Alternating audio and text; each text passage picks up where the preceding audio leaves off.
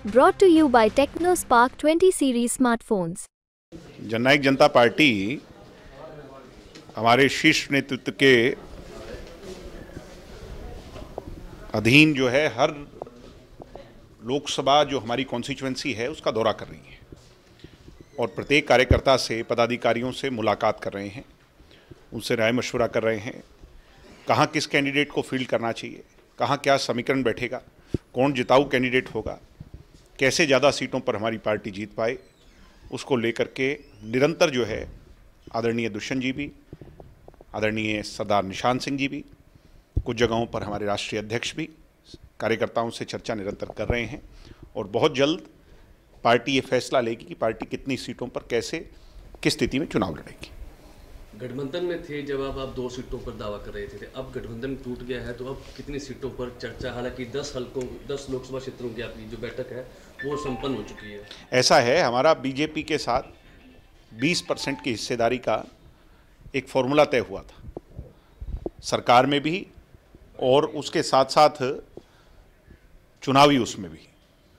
BJP से जब अब ये पीछे बातचीत हुई तो उसके अंदर बात 2 सीटों की नहीं थी, बात एक ऐसे फॉर्मूले पर भी लाने की थी जिसमें अगर जेजेपी कोई सीट ना कंटेस्ट करे मगर बीजेपी का किया हुआ वादा भी बीजेपी अगर पूरा कर दे, मगर उन बातों पर आगे नहीं बढ़ा जा सका, वो बातें सिरे नहीं चढ़ी और गठबंधन टूटा।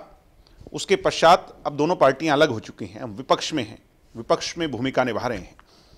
वो बात अलग थी, आज की बात अलग है। अब हम 10 सीटों पर अपनी पूरी तैयारी से चुनाव लड़ेंगे। बात की जाए तो परिवार का कोई मेंबर भी चुनाव लड़ सकता है? पार्टी में प्रत्येक कार्यकर्ता ही परिवार का मेंबर है, तो ये तो सवाल ही नहीं उठता कि परिवार का मेंबर नहीं। हम तो 10 सीटों पे ही परिवार का मेंबर लड़ेंगे। हमारे परिवार का हरियाणा का सदस्य हमारा परिवार का मेंबर है, चौधरी देवीलाल के परिवार का मेंबर है। ये प्रदेश हमारा प्रदेश है और इस प्रदेश के हक और हुकूक की लड़ाई पार्लियामेंट में हमारे प्रतिनिधि लड़ेंगे, पहले भी लड़ते आए, आगे भी लड़ेंगे। चर्चाएं ये थी कि हिसार और भिवानी से दोनों भाई चुनाव लड़ेंगे। अब चर्चा तो मीडिया का काम है करना, अच्छी बात है, होनी चाहिए। चर्चा उन्हीं की होती है जिनमें कुछ होता है, दम होता है। अच्छा, बात की जाए तो अब जो आपके पुरानी प्रतिद्वंदी थे वो भी बाहर हो चुके हैं बीजेपी से, चौधरी वीरेंद्र सिंह और उनके बेटे हैं। क्या भविष्य देखते हैं उन दोनों का? नहीं, उनका भविष्य तो पहले भी नहीं था और अब भी नहीं है। दिल्ली के अंदर ड्राइंग रूम की पॉलिटिक्स कर करके और बातें करते थे, ज़मीन पर कोई संघर्ष नहीं। वो तो ये कहते थे उनके बेटे तो कि मैं तो आईएएस की नौकरी छोड़ के आया हूँ, मेरे पे जनता का क्या एहसान है। तो अब जनता आईना दिखा देगी। दिग्विजय की खुद की क्या प्रायोरिटी रहेगी अगर मौका मिलता है कि नहीं, मेरा कोई चुनाव लड़ने का मन नहीं। मैं तो पार्टी के लिए काम करना चाहता हूँ, पहले भी करता आया हूँ, आगे भी करना चाहता हूँ। दुष्यंत लोकसभा का स्वाद चख चुके हैं, क्या इस बार भी स्वाद चखेंगे? दुष्यंत लोकसभा की राजनीति को हरियाणा में बदलने वाले एक मील का पत्थर है। दुष्यंत चौटाला ने यह दिखाया कि एमपी बनकर के क्या किया जा सकता है। पिछली पंक्ति में बैठकर सिर्फ जी हजूरी नहीं, अपने हरियाणा की आवाज़ को कैसे बुलंद किया जा सकता है।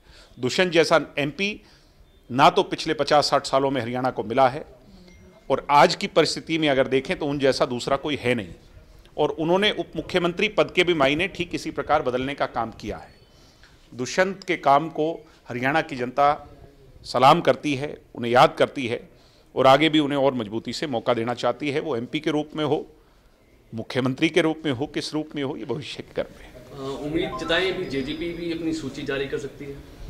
हाँ, तो सूची तो सभी पॉलिटिकल पार्टियां जारी करेंगी, मगर क्योंकि चुनाव में लंबा समय है, हरियाणा का चुनाव मई के अंत में है, तो इसलिए अभी कोई जल्दबाजी नहीं है। हम पूरा लोगों से बात कर करके हर तरीके समीकरण देख करके फैसला लेंगे।